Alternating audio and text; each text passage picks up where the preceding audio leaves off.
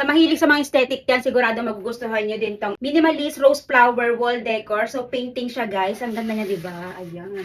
So, 3 piraso na to kapag binili nyo and then meron kayong mga sizes na pamimilian. Hawak ko is yung pinakamalaki na 40 by 60 yung size niya. And then kapag ayaw nyo naman ng ganitong kalaki, meron din kayong papimilian na mas maliit dito. So, size niya is depende rin din sa size. So, 100 to 500 plus ang price nito, depende dun sa laki. So, ito yung design niya guys. So, napakaganda. So, napili ko itong design na to kasi ang aesthetic niya, tingnan, diba? Bagay na bagay din sa mga team puti, mahilig sa mga white. And then, ayan din ang ating lucky color of the year, diba? And then, ang maganda nga sa wall decor na to, gawa na siya sa PVC materials. Waterproof, moisture proof, hindi siya basta-basta magpe-fade. Kasi yan siya, oh.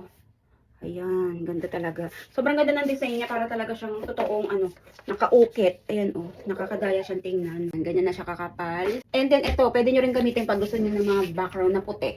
Tapos meron na rin siyang kasama mga adhesive para ididikit nyo na lang siya sa pader kung saan nyo siya gustong idikit. So tama-tama nga to ilagay sa mga sala, sa kwarto. So maganda talaga siyang pang design guys. Aesthetic ng dating niya, napaka-minimalist ng dating niya guys. Ito rin naman design na pamimilian kung ayaw nyo ng flower. Check nyo na lang, i-click nyo yung link dyan sa ating yellow basket. Pero pag nagustuhan nyo, i-check out mo na yan.